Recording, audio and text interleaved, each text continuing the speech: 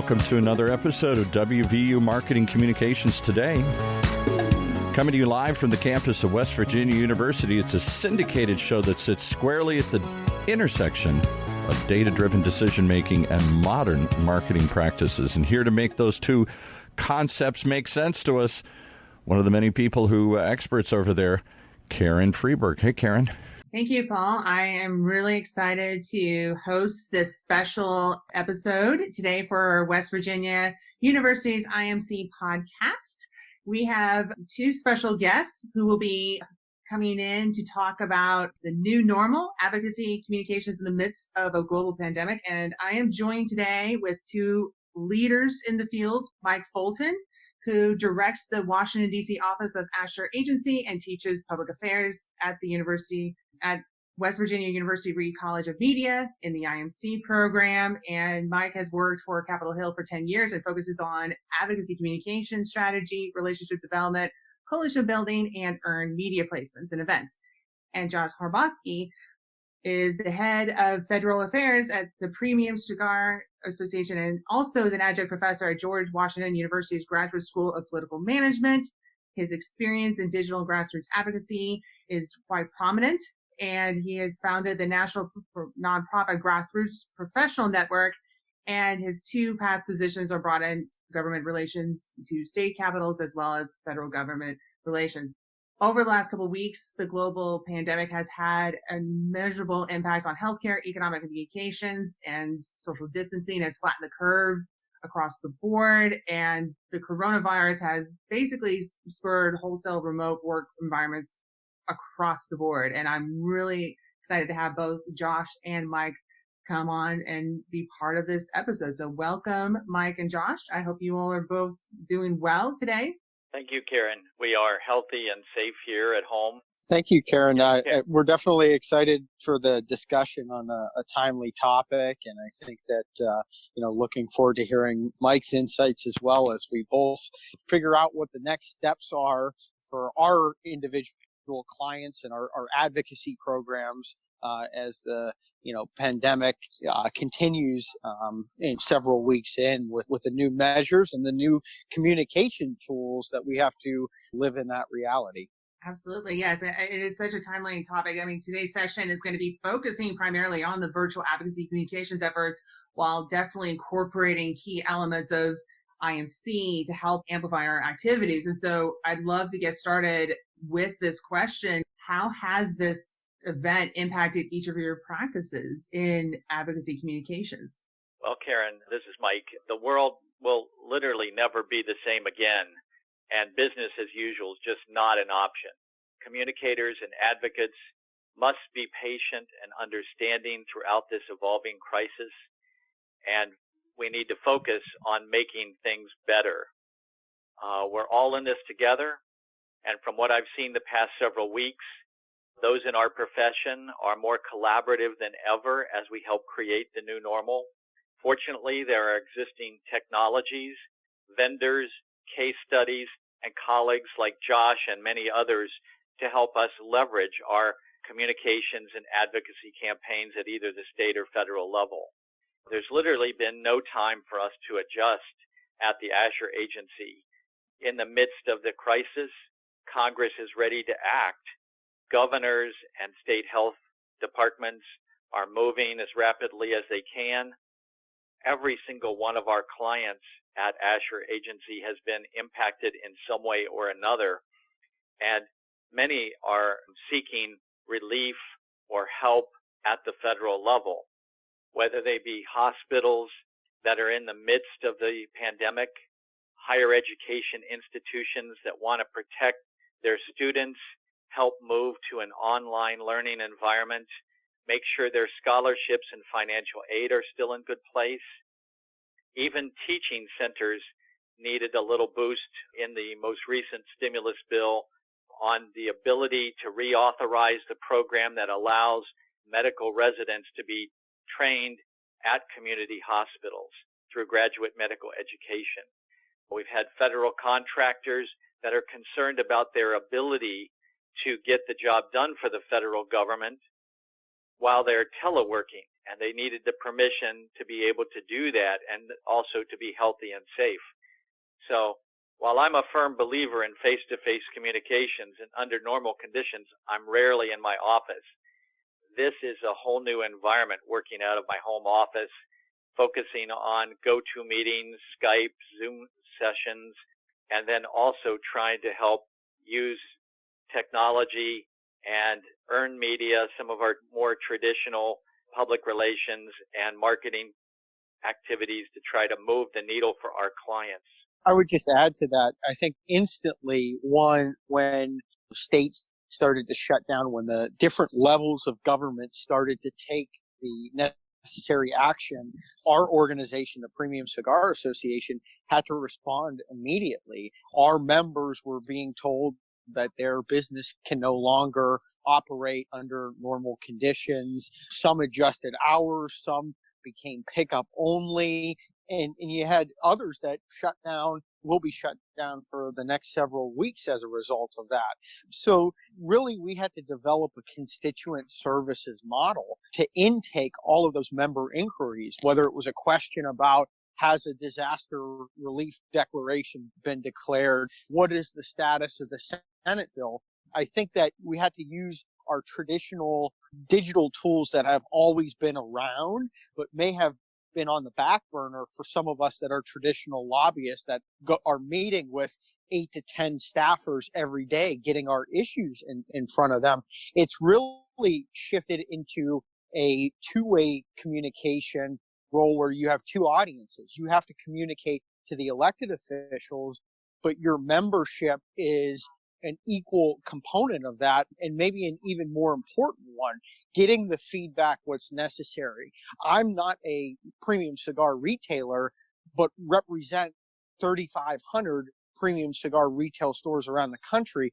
Getting from them what would be the best methods for relief was step one. Then quickly advocating, and as Mike can attest, these things were massive 700-page bills that affected the economy, affected the healthcare system. There were provisions in there that all of the organizations that we work with were interested in. So collecting those thoughts, processing them in a way that's digestible, that wasn't tone deaf. One of the things that we wanted to make sure as an organization that we had clear principles, we had clear objectives of what relief would look like, and got that in front of our staff and our key contacts, but did it in a way where we weren't supporting or opposing bills. We weren't running grassroots campaigns in the midst of this from that standpoint. The other point would be that we had to curate a lot of the information, stuff from the media, stuff from Congress.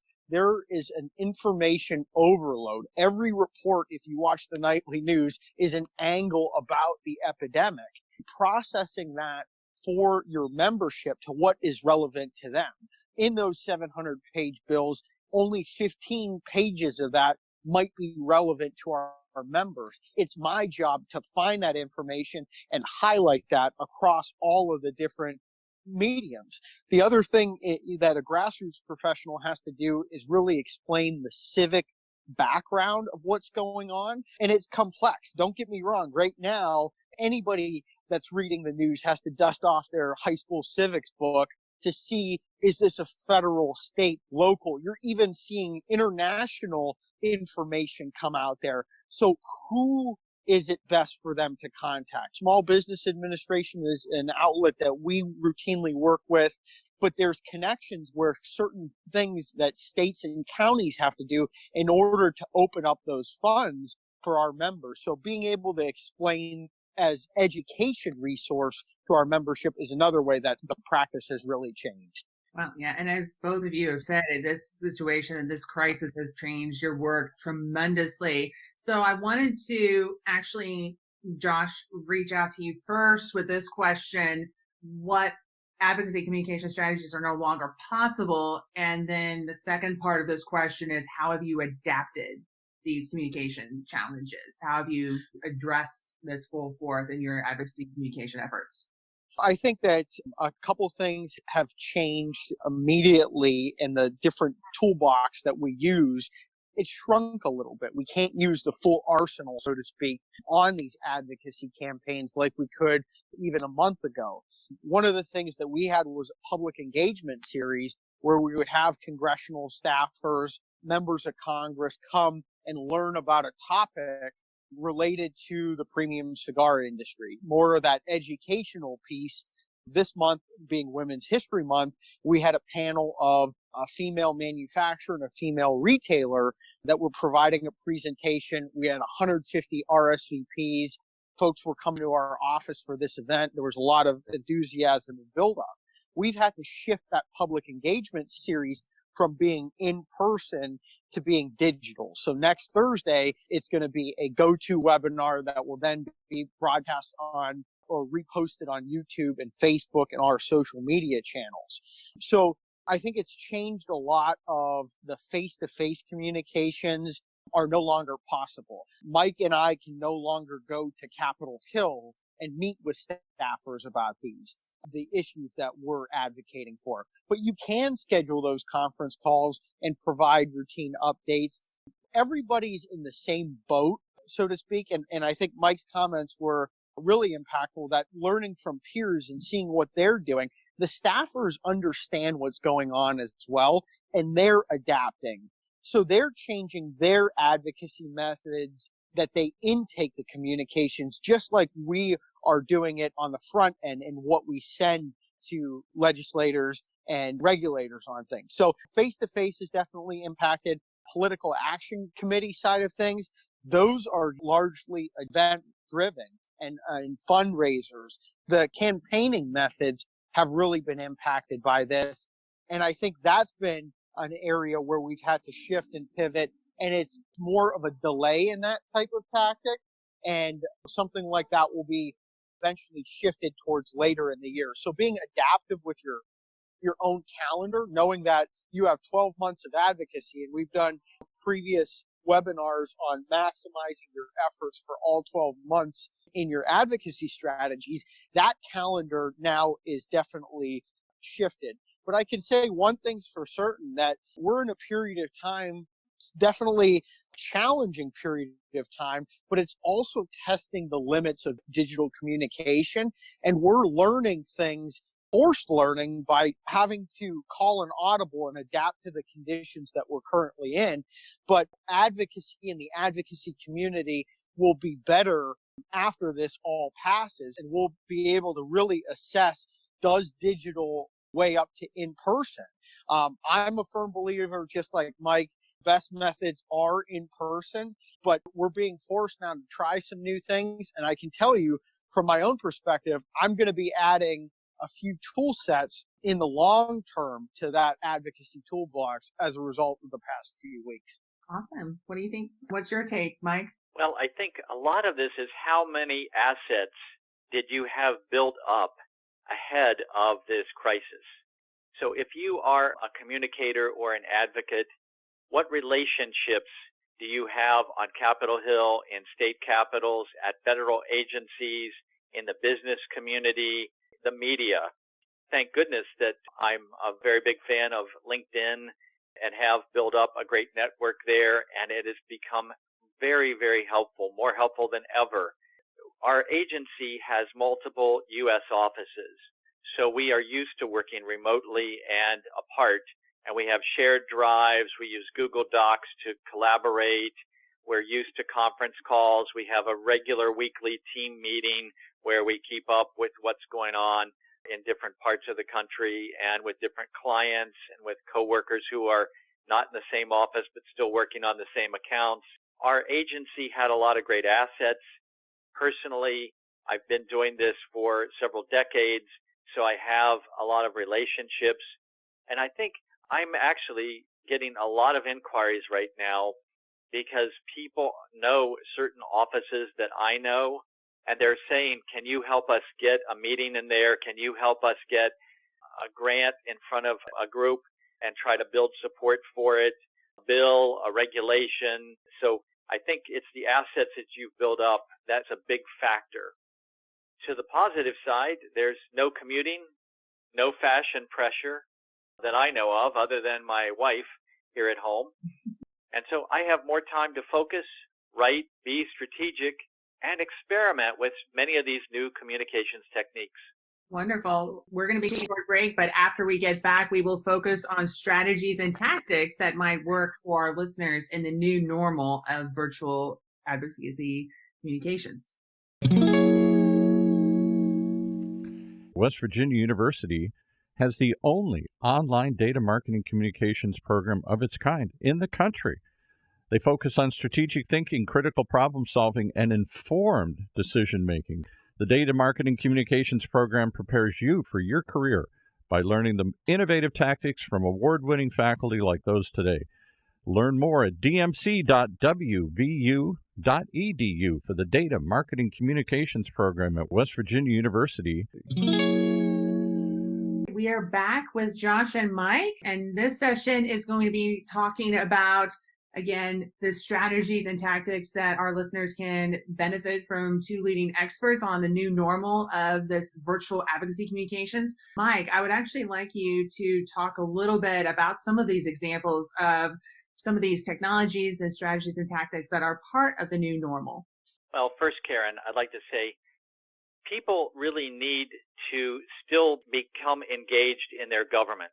Right now, people have a very high level of interest in understanding what's going on with the pandemic, with the recovery and relief efforts, what resources are available at the local, state, and federal level. And government needs to have feedback from citizens and from organizations about what they need to recover from this scenario. And so I would tell people, do not let your inability to go to the congressman's district office or go see the congressman speak at an event and bring something to their attention. You can start with the basics. Phone calls, emails, tweets directed at lawmakers at all levels still remain effective lines of communication. And these messages help the lawmakers and their staffs learn about our priorities and take into account those things for policy making that's forthcoming. Phone calls can be directed at their district offices.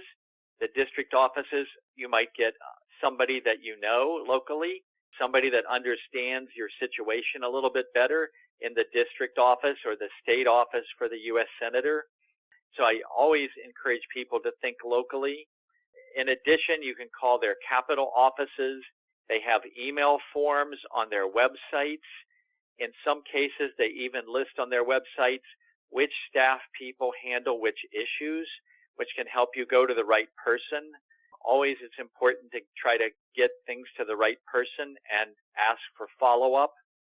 The great thing about technology is with an email, you can attach a letter, a petition, an infographic, photos, a fact sheet, and also to your social media posts. You don't want to embarrass them publicly when you're tweeting. You want to ask calmly and efficiently. And, most offices are very interested in what their constituents need and try to do their best to be responsive.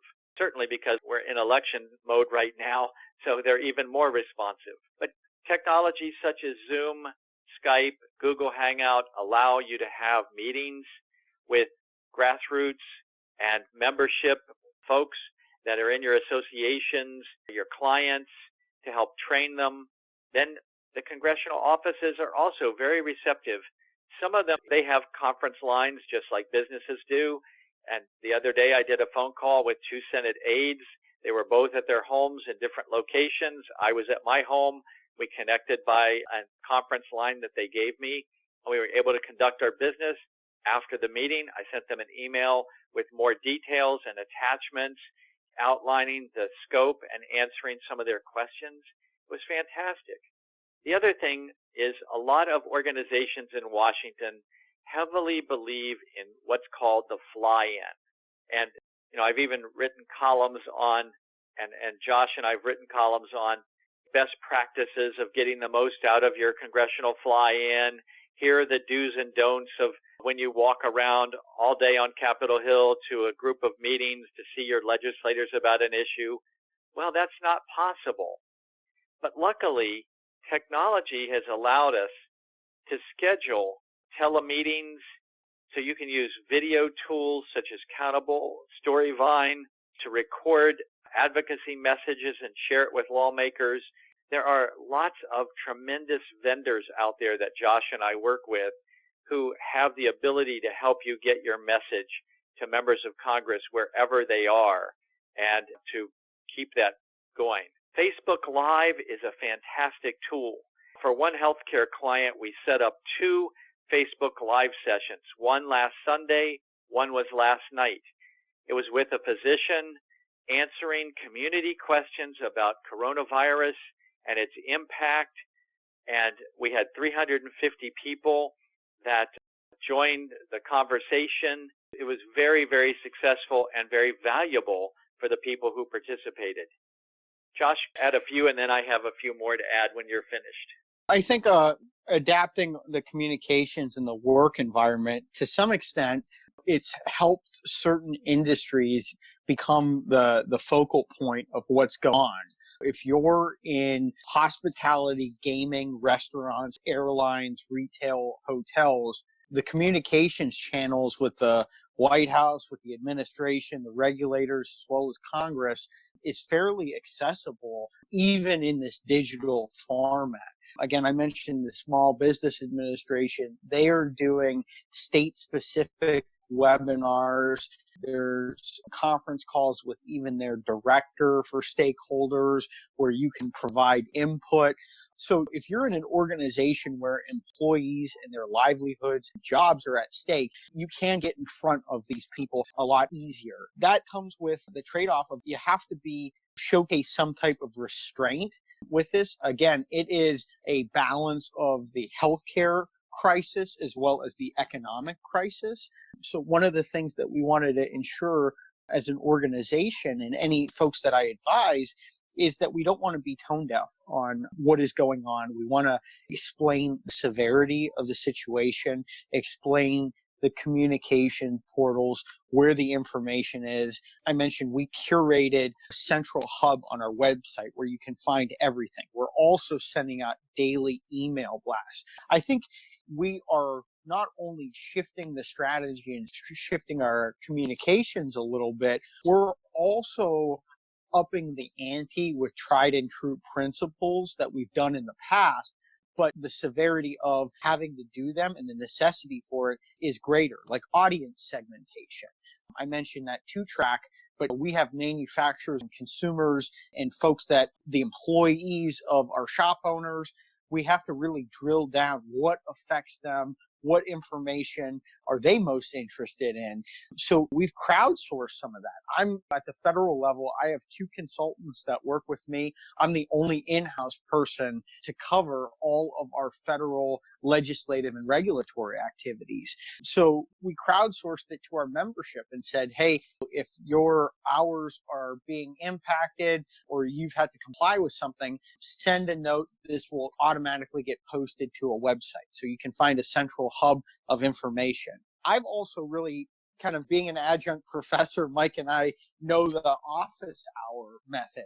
And that's something that I've really set up every Friday. Used to do it in person with staffers at my office, which is a smoking lounge on the first floor. I could enjoy a cigar with folks and talk about the product firsthand with that sensory experience. Now I'm not able to do that, but I still stake 2 hours on Fridays to answer those member inquiries, and we'll schedule calls with key stakeholders. Another thing in talking on the economic side of things, we need to know what the pain points are for our membership, what is most effective and useful for them when dealing with government. We're surveying our members, we're asking for their input. Again, leveraging their expertise with our expertise in government is path to success in getting your issues in front of the right people at the right time, quickly and efficiently. Karen, some other tactics that we've had some good luck with are utilizing coalitions. If you don't have an association like Josh represents, and you have like hospital system, you leverage coalitions of like-minded hospitals or rural health providers that can join together as a group and work together, as long as they are very keen on sticking to the agreed upon messages and call to action, and have great discipline in making sure the materials that they share are all co-branded and they're not singing another hymn out of the book. The other thing is there are congressional caucuses that are set up in the House of Representatives and the U.S. Senate, where members of Congress create the Career and Technical Education Caucus, the Pediatric Cancer Caucus, the Telehealth Caucus, so that if you find a caucus that already exists of members of Congress, they're formed by bipartisan members of Congress, they already have members, they usually have regular meetings, they sometimes have a website. It gives you a ready-made landing page to promote and offices to work with on your particular issue. Another coalition that I work with supports enactment of a palliative care training, education, and research bill. And they scheduled something called a thunderclap. And so everyone in the coalition, there are about 50 healthcare organizations and providers that are members of this coalition, all emailed their members of Congress and the committee chairs and the ranking members of the relevant committees that have jurisdiction over the bill on the same day. It was very, very powerful and very coordinated, and the number of impressions and the number of likes and retweets of the social media push was unbelievable. But more than that, members of Congress were prompted to take another look at that bill, and many of them co-sponsored, which helped advance it in Congress. Also, congressional Twitter handles. Members of Congress often have sometimes 10, 20, 30,000 followers. You get a member of Congress to retweet your message of appreciation to them or about the impact in their congressional district of an issue. That gets you a lot of attention online. The use of hashtags, which is more traditional tactic, but still very helpful with social media, allows you to measure things and keep everybody on the same page. One website that's cropped up out of the pandemic is covidactnow.org, and it has an interactive map of the nation, and you can click on the states and see the number of people that have been tested, the number of people that have been deemed to have the virus, and then you can also look at what the projection will be through an algorithm of if we stay in place, shelter in place for a certain period of time, if we stop doing that, what happens to hospital beds? What happens to ventilators? What's going to be the cost to our economy potentially if we don't take precaution? Very effective, getting a lot of attention right now. I also participated in a webinar this week and learned that the National Association of Community Health Centers had their fly-in, their huge fly-in with all the community health centers in the country was canceled or postponed because of the virus and Capitol Hill having to shut its offices down to only essential visitors. So they held a Day of Unity call-in/email campaign promoting its call to action, much like the thunderclap that this other coalition did. We've also seen GoFundMe used as a tool to raise money for causes related to the pandemic to help promote issues. Some other organizations have set up toll-free hotlines that you can call to gather information, or they've posted online forms that allow them to get feedback from their constituencies or really from the nation, and then they are able to see and assess what their organization's issue, the interest that it might have, and help build, to have more followers to get it achieved. We've even seen during this pandemic virtual happy hours set up just so people working in different offices and from their homes can gather and have a virtual happy hour, either to celebrate a success or just to stay in touch while we're all cooped up. We've been doing that as well, Mike. They're called virtual HERFs in the cigar world. And nightly, a lot of our bloggers and cigar press, it's been good because I have the ability and the access to provide information on what's going on in the ground from the legislative side. So leveraging our own media outlets, our niche media and trade press is a lot easier because they want that information. They've had to adjust their programming and their shows based on this. So they want to know what's going on in the ground. Mike, you were mentioning some specific resources, the webinar on the community health centers, the webinar, another webinar, the National Digital Roundtable put together. That's a recording that I think both of us have shared that in our social media with Matthew Wright and Joe Franco. They put that together on virtual advocacy. I know Fiscal Note has put together a web page that talks through some of the more policy-oriented side of things.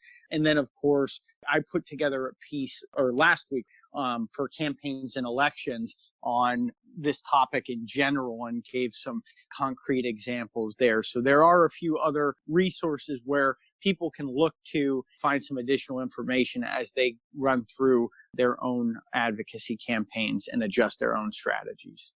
Wow, Mike and Josh, like this, I'm just writing fruitlessly all of this program just with the amount of resources and tips and strategies you both have shared with us. And I'm sure that our audience here at WVU today is very appreciative. And so we're near the end of time. It's been a truly valuable session, but I'd like to end with 2 points. One, any final comments or things you want our audience members to keep in mind when it comes to virtual advocacy communications, and how can we, like if listeners want to reach out to you both, what's the best way to get in contact with you? So I will start with you, Mike. Well, I think what you want to do is tap some of the resources that we've mentioned on today's conversation.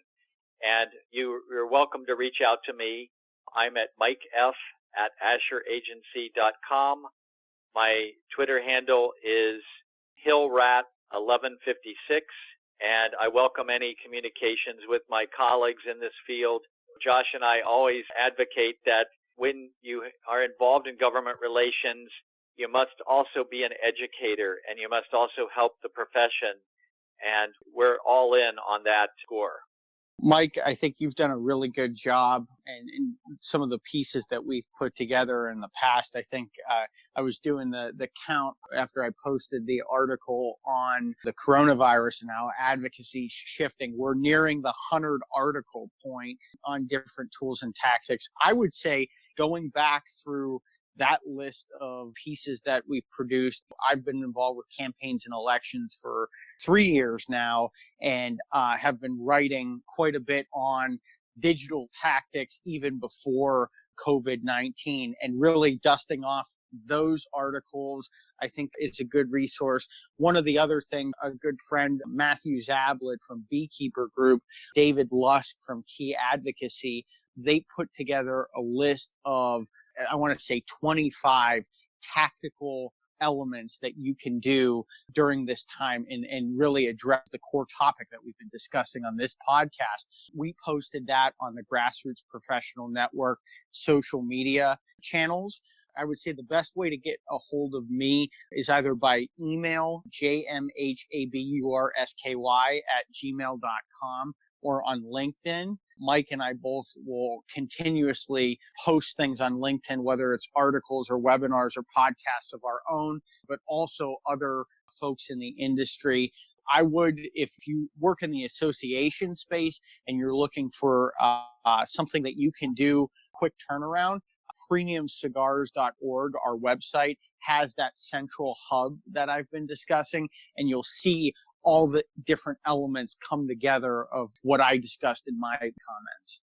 Wonderful, Mike and Josh. Thank you both so much. I'm sure our listeners will be greatly appreciative of all the great insights and resources you've shared during this time. I can't thank you both enough for you taking the time to share this with our audience. And so I would, again, make sure to all of the listeners out there, follow Mike and Josh on their designated platforms. Check out the resources that they shared. And I hope everyone stays safe out there. Thank you again. Thank you, Karen. Thank you, Karen. You've been listening to WVU Marketing Communications Today, brought to you live from West Virginia University, a bi-weekly program that sits at the intersection of data-driven decision-making and marketing practice, only on the Funnel Radio Network, for at-work listeners like you.